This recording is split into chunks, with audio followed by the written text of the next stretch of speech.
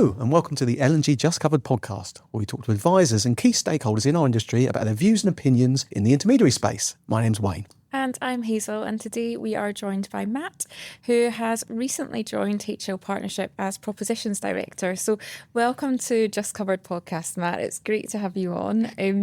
Good to be here, thank you. Yeah, no, welcome. And we're really looking forward to hearing about your journey and you know what it's like to work in that sort of service provider network space. So tell us a little bit about your career so far and your journey. Sure, that's the easy bit to talk about myself, isn't it? So I've been in financial services for just over 20 years now. You can tell me I don't look old enough, but I have got these grey hairs down the side to show. Started my career in the banking environment, so sort of worked in a branch for a high street lender on the counter. How would you like your cash, Mr. Customer? And sort of worked my way up through the banking side of the industry. I got into mortgages around 2007, went and did CMAP, took on a team of personal mortgage advisors, did a bit of the direct world, and then sort of got an opportunity to go and do something else. 14 years in, I was like, am I staying here for life or shall I try something else? And I sort of branched out into the network and distribution space and joined another network. Did a bit of time there, did some time as a national account manager in the conveyancing world, ended up back in distribution again. And I feel like distribution is home for me, to be honest. So, you know, every day is different in distribution, and I think there's lots of facets to the role. There's lots of exciting stuff going on, and working in proposition, you know, it's ever changing, which is good. Yeah, it's a new thing every day for propositions, isn't it? And obviously you're in the newish role, I suppose, at the moment. Yes. At HL Partnership, which absolutely is going really, really well from what I can see. Propositions, you sort of stayed within that, haven't you? Yes. What motivates you about that area, and what gets you out of bed in the morning with regards to that? So I think, you know, the exciting stuff about proposition is when we're developing stuff in conjunction with protection providers or lenders and bringing stuff to panel, the end person who's getting the result there is a customer, and we're all customers of something. So for me, I'm always thinking about when someone comes to me, you know, I get a message every day on LinkedIn, can we have our proposition on your panel, Matt? And some you have to really think about, and some you go, that doesn't work in our world. But, you know, what excites me, what gets me out of bed, the customer at the end of the day is getting something from our brokers who's making a decent recommendation. So, you know, I think it's a good world to be. And I deal with all the propositions. So I've got lending, I've got protection, I've got GI, I've got ancillary. So I could have a conversation with you today about protection, and then an hour later I'm talking to somebody about conveyancing. So it's exciting. Going across the piece, yeah. It's a lot of hats to wear.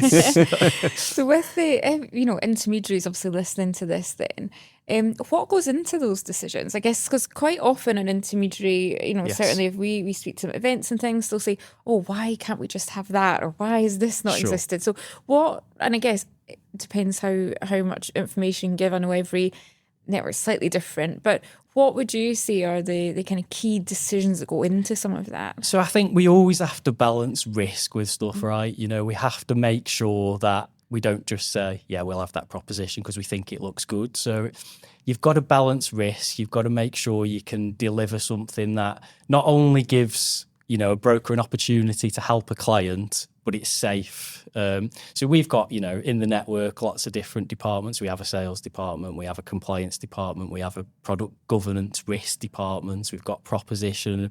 And that decision, I'd take a look at it, have a chat. Some of my colleagues would get involved in that. And then if we thought it had legs and the brokers would want it on the panel, we'd ultimately take it to like a products and pricing committee where we'd sit down and have a sensible discussion about, is that right for our business? Do brokers want it? And does it help the customer? And then that safe bit, you know, is it safe? It's not going to get us into trouble with the regulator. Well, forgive me for asking, do you then, as part of that process, will brokers like this? Do you sometimes have to go out to a panel of brokers in order to research that? Yeah, and that's some of the traffic that I get where brokers are asking me for stuff, you know, they'll say, why haven't we got access to this? Or can we have access to that? So yes, absolutely. You know, there's no point bringing something to the panel if it's never going to get sold and the client doesn't want it. And the importance of that, isn't it? You know, certainly likes of the FCA and stuff like that, when they're doing some of the work they've been doing over the last couple of years, they've asked about that end customer research, and brokers are so important to that, aren't they? Because they're hearing what's happening from what the customers want, and in terms of whether our products, whether it be in the lending space, whether it be in the protection annuity space, whether they're actually landing properly and they're the right target market. Totally. Yeah. Excellent. And in terms of HL partnership at the moment then, obviously you're fairly recently into role. It's still a little bit new. What are some of the kind of wins that you're seeing there? Sure. I can play the new card, I reckon, for a little bit longer. I'm 6 months Definitely. in. Although if Chris Tanner, my boss, is watching this, I'm not new anymore. Okay, so Since we've last caught up, you are. yeah, indeed. But yeah, so some of the wins, particularly in the protection space. So we're seeing a real uplift in income protection. I think COVID massively helped people understand, and I hate talking about COVID because, it feels like that word's been in our vocabulary for a very long time, but actually it helped people realise that this is what happens when I can't work. We had the whole furlough situation, didn't we? And people just finding themselves in predicaments. So the income protection stuff for us, we're seeing a real lift in numbers on income protection. I think some of the other wins, we're a growing network. So the figures have come out this week on the network league table. We won't name who writes that and where it comes from, but there is a network league table that's out there. And we're growing, we're making significant investment in our business. We've brought Peter Curran in, who's well known in the industry. And we've just got some excitement around the network. We were at your BQA Awards yesterday. So talking about wins, I should have the trophy here to hold up to the camera, but we won a Customer Excellence Award, Best Network. That's amazing. And huge congratulations for that. But Massive. it's just such an accolade. So well done. done. And I know that. I've been to that, event 3 times, and to stand up there and pick that up for HL partnership was amazing because I know what you have to do to get that award. It's not it's who you know kind of award. It's actually based on your deliverables. So, really proud of that, and thanks for your support. And one for the membership as well, isn't it, in terms of representing the culture and values of HLP in terms of putting the customer first. It's we wouldn't have that award if it wasn't for the business quality that the brokers are writing. It's their award, really.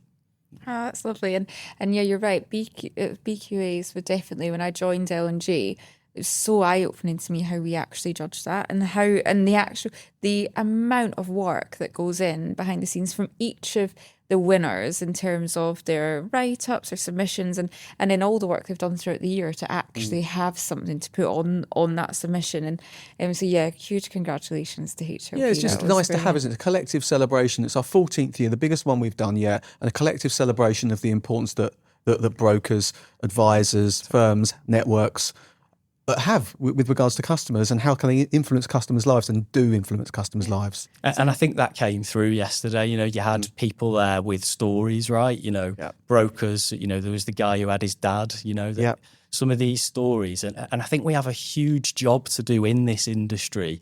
We're quite lucky, we know we should have a protection policy and we talk about it day in, day out. But I can go down the pub and talk to one of my mates and, it's like you're talking a different language.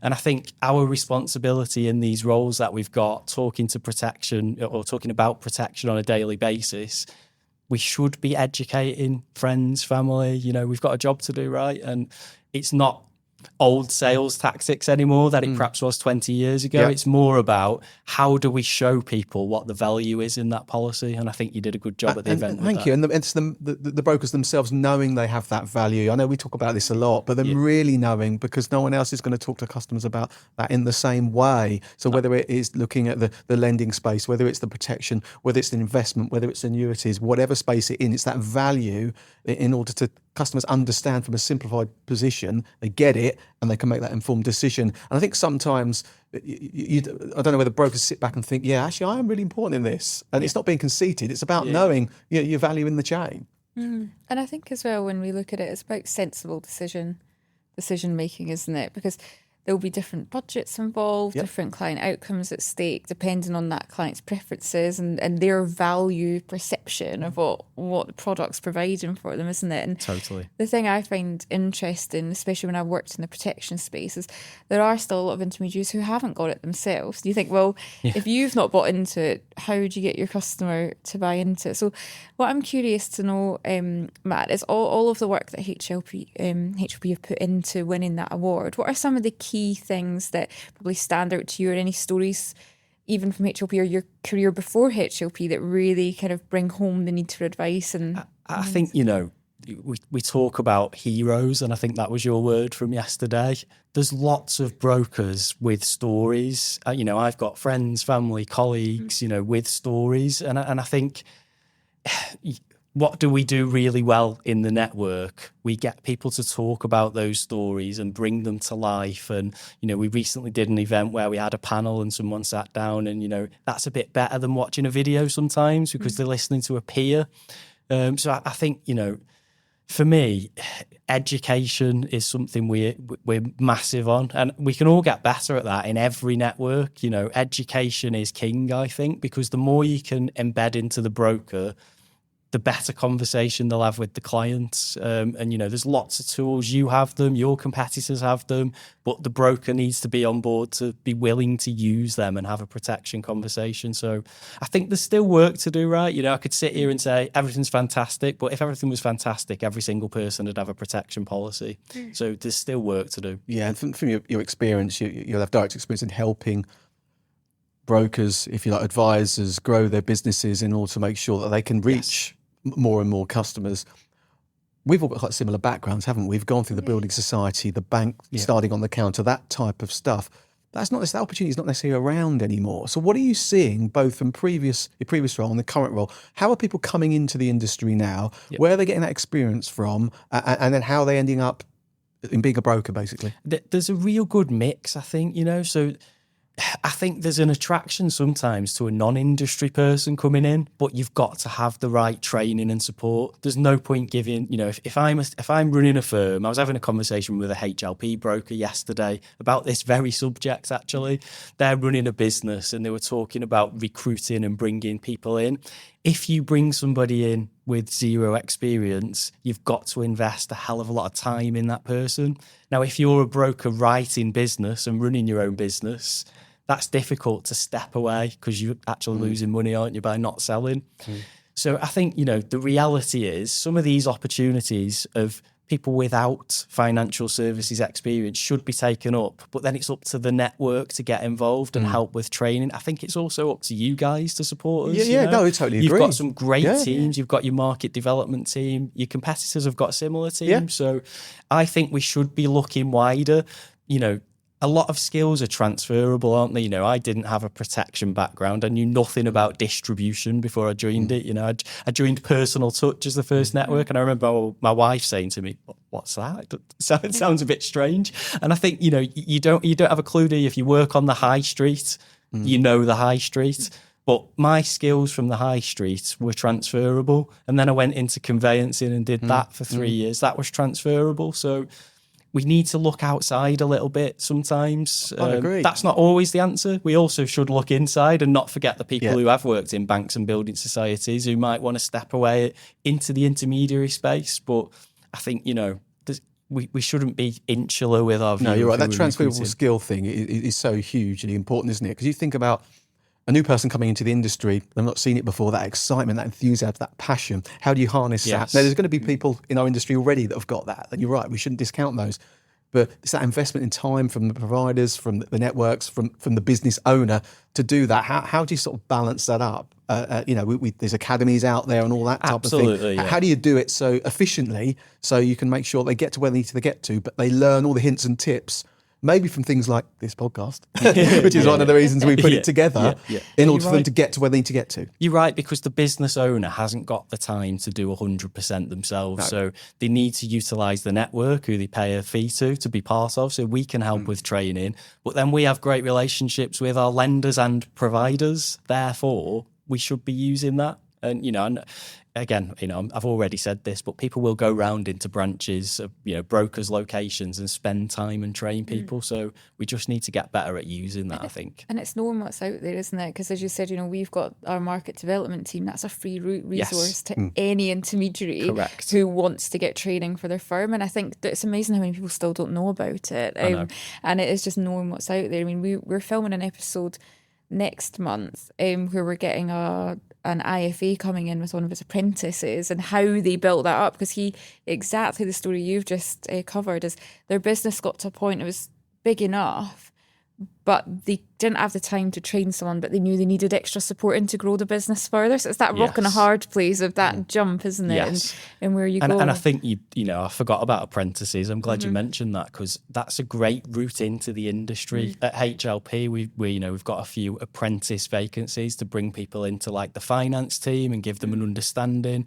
And I know some brokers look at that route, because actually if you bring someone in at a junior level and you look after them and they get excited about financial services, because let's be honest, most people I speak to ended up in financial services. They didn't choose to, and I'm the classic example of that. We've got to be on a mission to get people to choose it. We have, yeah, because it is a good industry. I genuinely think we have great people in this industry, and it still has this stigma to it, doesn't it? Where I say to people, I work in financial services, and it sounds boring, doesn't it? Bit of a conversation stopper sometimes. But it isn't. We know it isn't boring, right? Yeah. How do we say that enthusiastic? I work in financial service. If you can help me with that, I'd be really, really grateful. Yeah. Well, going back to that transferable skill piece, because that's what it's all about, isn't it? It's educating people on what skills are needed. Because, like yourself, I did physiotherapy at uni. That's what I came out of school and did. I only lasted a year doing it. Realised quite quickly it wasn't the industry that I wanted to work in, but everyone said to me at the time, how on earth have you gone from that to being an advisor? But it was to say, in physio, you did a fact find on what the person's symptoms were and what their conditions were. You then looked at the gaps and where you needed to get them, and then you'd put a solution plan in place. So actually what I was doing was the exact same, just then looking at their mortgage or financial planning. And everyone found it extremely strange that I jumped from one to the other. Yeah. But actually, I found quite quickly it was very similar principles. I can't wait to have that conversation at home, because my wife is a physiotherapist. Oh, really? So I'll tell her skills are transferable to financial services. But what skills would you say if if I was an intermediary or somebody thinking, I might look to get into the intermediary market, what skills would you say you personally would look for, or you think people should work on to make them successful in this side? So you need to be good with people, right? That's a given. You have to be good with people if you're going to help them with their protection, their mortgage. So, we can help people with the skills, but we can't help people with personality. So you've got to be good with people, I would say. I'd also say customer service skills. Think about all those roles that have customer service attached to them across the entire UK. If you're good at customer service, you can probably do a good job in our industry. And then if you're going to be a broker, putting a compliance hat on, you've got to be good with your paperwork. You've got to make sure you're documenting stuff. So, I think there's a lot of stuff in lots of other industries that would easily map over to you. But for me, we're servicing, we're helping customers, aren't we, right? So if you're good with customers and you know how to deal with people, that's half the battle, I think. That commitment to customers, isn't it? Yes. Building those relationships and really want to think of the examples of people we've all known in the industry, whether it be back office admin people, front customer facing, the people that do all that sort of heavy lifting and hard work sometimes in terms of making sure policies go on, whether it be they get the mortgage, everything's paperwork's all in and all correctly, liaising with lenders. And I'm thinking about when there was the more turmoil in the interest rates and stuff. That was a hectic time, wasn't it? That type of person just fits in our industry, don't they? They just really do. Yeah, totally. And I think that'll give reassurance to anyone listening to think, I do want to grow my business, I do want to recruit.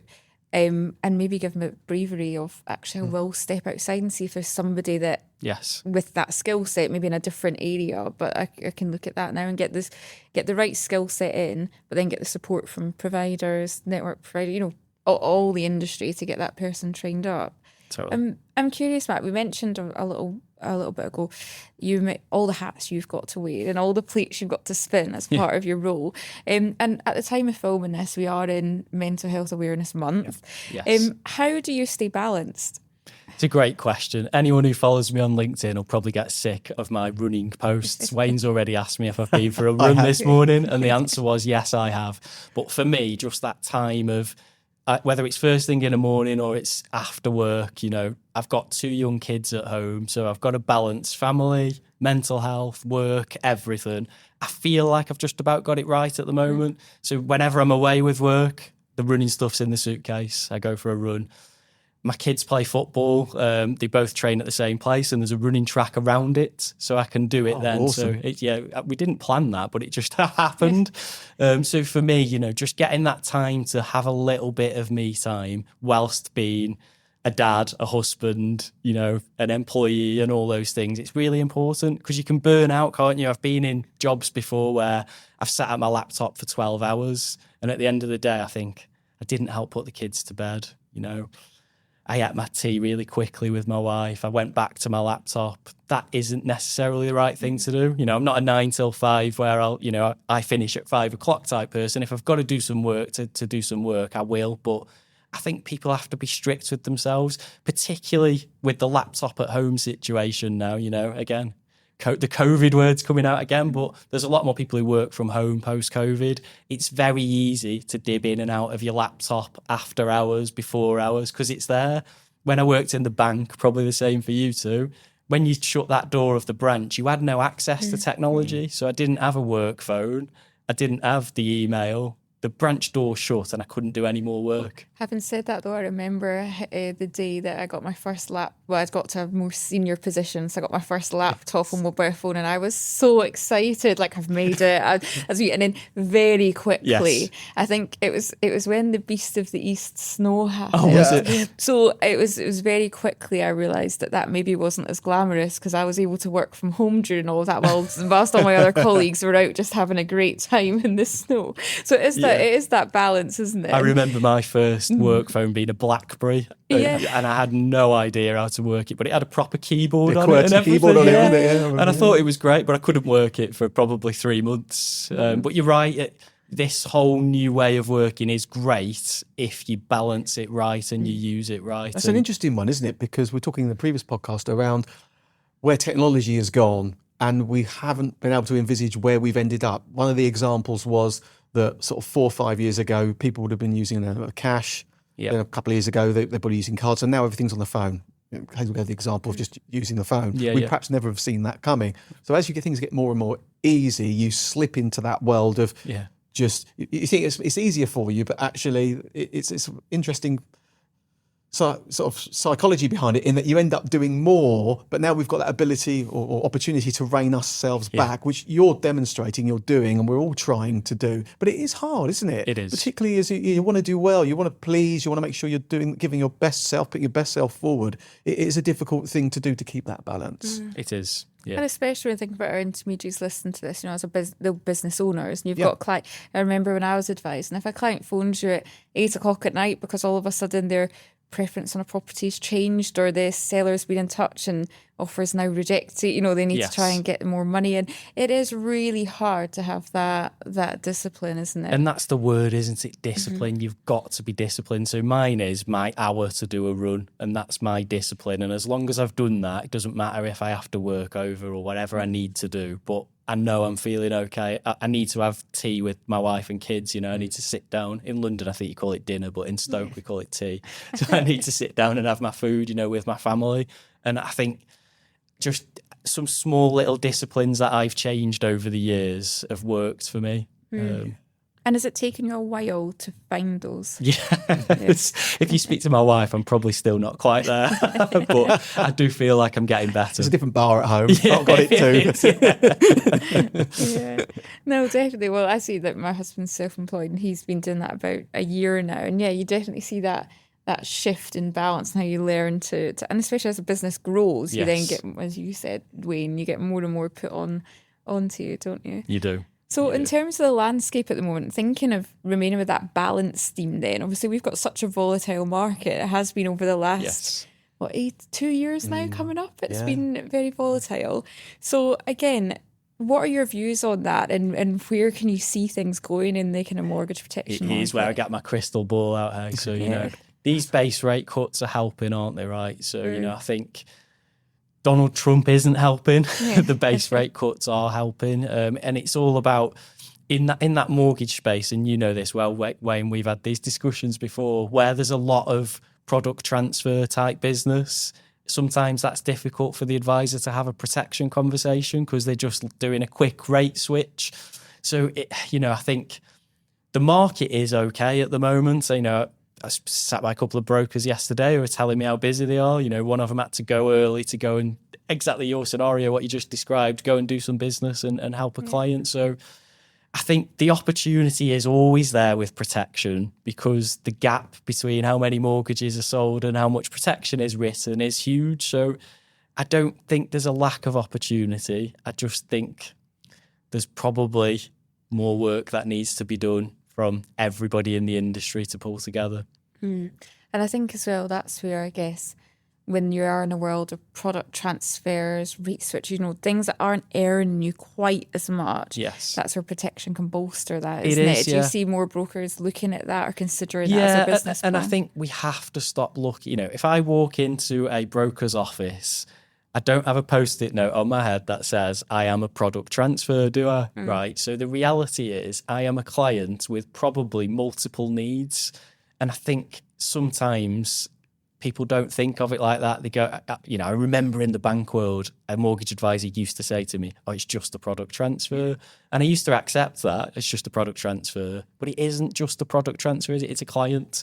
And I think, we have to also think about, in the mortgage space, the remortgage opportunity. So it probably isn't just a product transfer. If you do all your research, it could be placed with another lender, saving the client money, and then you can do a protection review out of that money, what's left over. So yeah, it's about setting the stall out as Yes. well. And you think sometimes when customers are coming for a potential product transfer, because Yes. there are a client with multiple needs, has that stall been set out about the whys and wherefores, the value, the benefits of having an ongoing relationship with a broker been set out at the start? And perhaps it hasn't. And I would say it's our role collectively with to help brokers articulate that, because the more and more that customers know that's the reason they're talking to a broker, rather than thinking, oh, right, I've had my rate contact from whoever it is, and just talking about that, they're not going to see the benefits of why they should be looking at these things. You can't blame the customer for that, really, can you, to a certain extent? No. So collectively, we need to sort of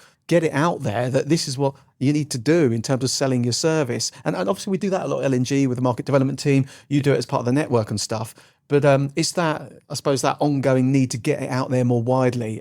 How we do that with technology nowadays, like I said before, around things like this, I don't know what we do. Maybe there's more AI development technology, I don't know. But something, it's got to be there, isn't it? And, you've mentioned the magical AI word, right? That's everywhere at the moment, isn't it? Literally most events that I go to now have a section on AI. And some of it's quite scary, but some of it's really exciting. The things that AI can do for people, if they learn how to use it and get on board, is great. I think at your event yesterday, someone touched on our average age group still go to Google to do stuff, right? And I do it as well. I still say Google it. That's part of my vocabulary. But AI can do this for you. Why are we still Googling stuff? That's the reality, isn't it? Yeah, you think that the AI, and very much the rhetoric has been AI helping advisors, isn't it? And helping them with the tasks that maybe take them away from customer interaction, all that type of thing. Then the challenge as well, the ongoing challenge, is how AI can help customers to get aware of the things that advisors would either be articulating to them or would do instead of the advisor doing that to help them. And I think the important thing is every time I hear it talked about at the moment, you still need human interaction, right? So there's all this scare about AI is going to lose me my job.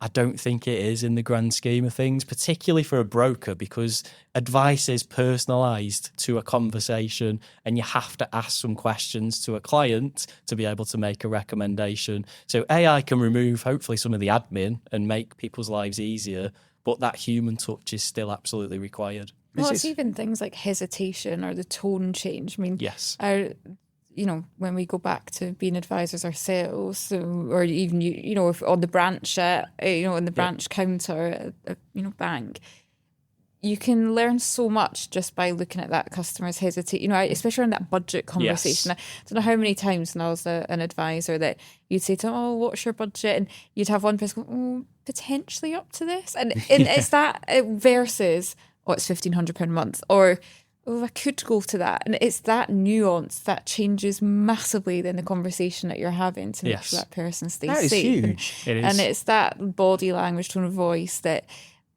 really that's that human touch. Of course part, it is. isn't it? Yeah. And are you seeing, because that's an interesting point, that because a customer hesitates, AI could detect that, and also that links into sort of the power planning piece. So it's always seeing with investment advisors and stuff, you'll have advisors go to meetings and things. They may make notes, they may record the meeting, however they work, whatever. The power planner will then might use AI to populate a suitability letter, fact find, all that type of thing. Are you seeing a similar type thing in the mortgage world? Is that sort of thing coming along yet, or is it a bit sort of further away? Yes, in talks, I would say. I don't think we're quite there yet. There might be some AI going on behind the scenes, but very much at the moment, the advisor writes their suitability letter. The advisor goes and sources what they need to sort. There could be some AI sitting behind the scenes. But even if they're doing it, say for example, there's typos, the capitals. For example, I was doing something the other day, and I'm classic. You're writing, you look down, you look up. Oh, it's all in capitals. You quickly pop that into Copilot. It will sort all that out. So it's that type of thing. Yes. Perhaps that's being used. I don't know. Yeah, maybe so. Yeah. I think it's about who can harness it. I see AI as being more like my assistant rather than it rules my life. Yeah, exactly. It's my PA type thing that I never had. But yeah, so we've talked about a lot there. We've got a bit about market, a bit about products, about your role as proposition director. If for any intermediaries listening to this episode, Matt, what would be the kind of one bit of advice that you'd give them, or top tip that you would give any intermediaries listening? So I think we talked a lot about recruitment, didn't we? And we talked a lot about getting people into the industry. I think that's so important. A lot of our advisors are getting to a stage where they're getting a little bit older and thinking about what they want to do with their business. We have to keep bringing younger people into the business and make it exciting. So my advice to anyone listening, if you're running your own business, is have an eye on the future. Who is the next you? Who's going to run your business? What are you going to do with your business? Do you need some options? And there's lots of people who you can talk to about that, in the industry. But I just think we have to keep bringing fresh blood into the industry, because if we don't, where are we going to be? Well, I don't think we can argue with that. Yeah, no, I wouldn't disagree Totally at all. agree. Thank you, Matt. That's been really useful and insightful. Thanks for having me on.